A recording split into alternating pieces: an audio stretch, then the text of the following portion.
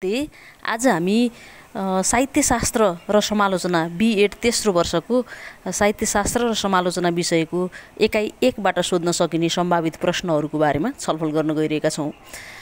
एकाइ एकमा चाहिँ काव्यको हेतु पढ्नुपर्छ हामीले, हैन? काव्यको हेतु भन्नाले के बुझिन्छ भन्ने प्रश्न पनि आउन सक्छ, यसलाई पनि जान्नु पर्यो, हैन? अनि शब्द शक्तिबाट नि एउटा प्रश्न आउन सक्छ, शब्द शक्ति भनेको के हो, अथवा शब्द शक्तिको उपयोगितालाई चिनाउनुहोस्, व्यञ्जना शक्तिको उपयोगितालाई चिनाउनुहोस्, लक्षणा शक्तिको उपयोगितालाई चिनाउनुहोस्। यीमध्ये, हैन, एउटा शब्द शक्तिबाट पनि एउटा प्रश्न आउन सक्छ। शब्द शक्तिको उपयोगिता मात्रै पनि भन्न सक्छ, अविधा लक्षणा व्यञ्जना भनेर पनि त्यहाँ पनि छिरेर कुनै एउटा प्रश्न राखिदिन सक्छ। यसलाई चाहिँ तीनटैको बारेमा जान्न पर्यो, अविधा लक्षणा व्यञ्जना।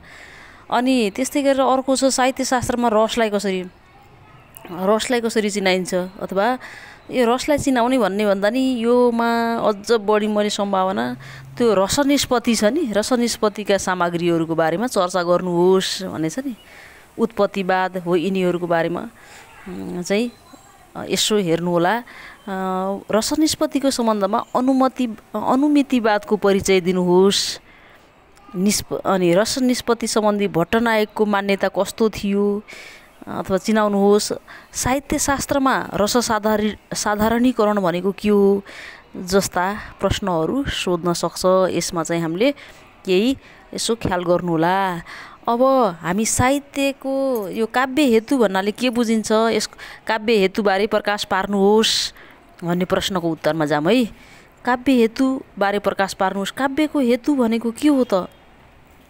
काव्य भनेको साहित्य हो। काव्यलाई पहिला साहित्य भनिन्थ्यो र समय बित्दै जाँदाखेरि चाहिँ काव्यको अर्थ सङ्कुचित भएर काव्यको अर्थ कवितामा मात्रै सीमित रह्यो र काव्यले चाहिँ समग्र साहित्यलाई जनायो।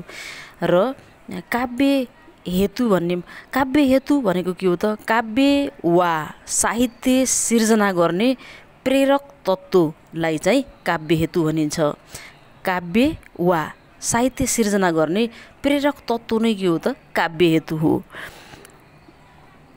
कुनै पनि हेतु वा कारण नभई काव्य सिर्जना गर्न सकिँदैन। अर्थात् काव्य सिर्जना गर्न सकिने जुन कारण छ, कारण अथवा प्रेरक तत्त्व भनेकै काव्य हेतु हो। काव्य सिर्जनाको कारण अथवा काव्य सिर्जना गर्नको लागि प्रेरित गर्ने तत्त्व भनेकै काव्य हेतु हो। र यसमा चाहिँ काव्य वा साहित्य एउटा रचना हो जसको पछाडि कुनै न कुनै हेतु अथवा कारणहरू हुने गर्छन्। र ती कारणहरूमध्ये विशेष गरेर चाहिँ काव्य हेतुलाई चाहिँ काव्य वा साहित्य उत्पत्तिको कारण वा प्रेरक तत्त्वको रूपमा लिइन्छ। र काव्य हेतुको बारेमा पूर्वीय साहित्यका काव्यशास्त्रीहरूले र पाश्चात्य विद्वानहरूले गरेको चर्चालाई चाहिँ हामी यहाँ चर्चा गर्छौँ। पाश्चात्य विद्वानले भन्दा पूर्वीय विद्वानहरूले काव्य हेतुको बारेमा व्यापक चर्चा गरेका छन्। काव्य लेखकको अन्तःस्करणबाट प्रस्फुटित हुने भाव राशिको कारण वा हेतुबारे सर्वप्रथम पूर्वीय संस्कृत साहित्यका काव्यशास्त्रीहरूको दृष्टिकोणलाई यहाँ उल्लेख गरिएको छ। संस्कृत काव्यशास्त्रीहरूले काव्य हेतुका निम्ति चाहिँ तीनवटा कारणहरू अथवा काव्य सिर्जना गर्नका कारणहरू चाहिँ तीनवटा कारण अथवा काव्य हेतुलाई चाहिँ तीन प्रकारमा विभाजन गरेका छन्। त्यो हो, एक नम्बरमा प्रतिभा, 2 नम्बरमा व्युत्पत्ति र 3 नम्बरमा अभ्यास। प्रतिभा काव्य हेतुको कारण किन हो त भन्ने सम्बन्धमा पनि हामी छलफल गर्छौँ। पूर्वीय विद्वानहरूले प्रतिभालाई काव्य रचनाको महत्त्वपूर्ण अङ्गको रूपमा स्वीकारेका छन्। यस क्रममा उनीहरूले प्रतिभाको बारेमा व्यक्त गरेका धारणालाई हेर्न सकिन्छ। आचार्य भामहले काव्य सिर्जनाको लागि प्रतिभालाई मूल हेतु मानेका छन्। रुद्रटले पनि प्रतिभालाई नै मानेका छन्, प्रतिभालाई सबैभन्दा ठुलो शक्तिको रूपमा लिएका छन्।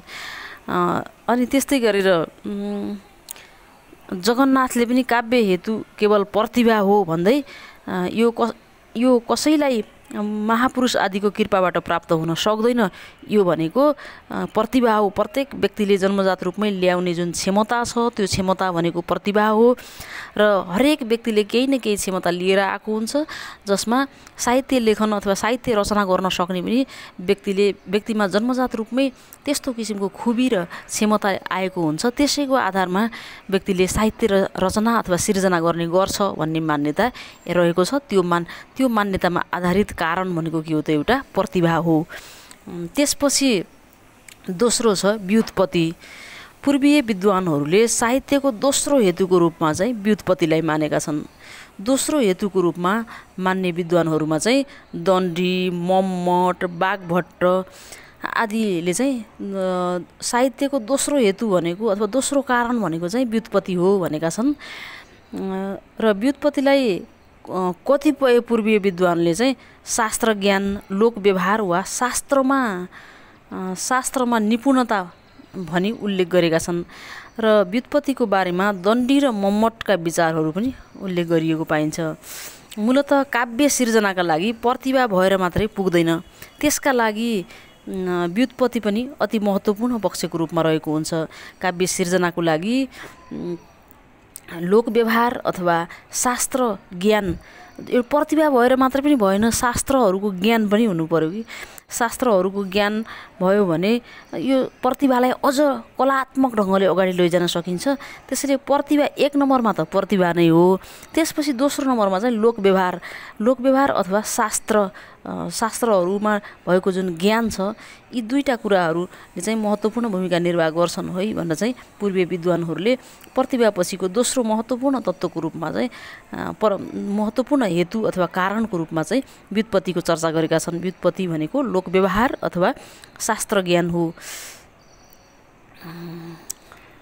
त्यस्तै गरेर अभ्यास छ तेस्रो नम्बरमा। अभ्यास त जुनसुकै लेखनको लागि पनि एउटा महत्त्वपूर्ण तत्त्वको रूपमा रहेको छ। साहित्य लेखन कार्यलाई पनि हामी अभ्यासले हामी आफूलाई निपुण बनाउन सक्छौँ।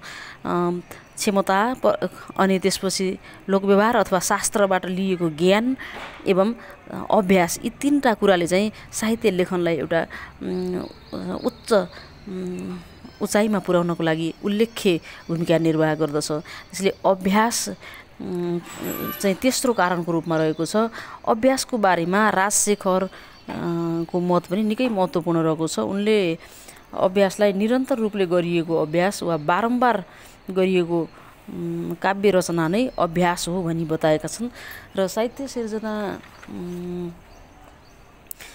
सिर्जनामा चाहिँ व्युत्पत्ति चाहिँ एउटा सहायक तत्त्व हो। प्रतिभा, अभ्यास र व्युत्पत्ति एउटा तत्त्वको रूपमा रहेका छन्, जसमा चाहिँ सबैभन्दा महत्त्वपूर्ण तत्त्व भनेको प्रतिभा हो। र प्रतिभालाई चाहिँ शास्त्र ज्ञानहरूबाट अगाडि लैजान सकिन्छ र त्यो शास्त्र ज्ञानबाट अगाडि लैजानको लागि पर्याप्त अभ्यास हुनुपर्छ। यी तीन कुराहरू काव्यका हेतु हुन् भनेर चाहिँ पूर्वीय मान्यतामा यसको चर्चा गरिएको छ।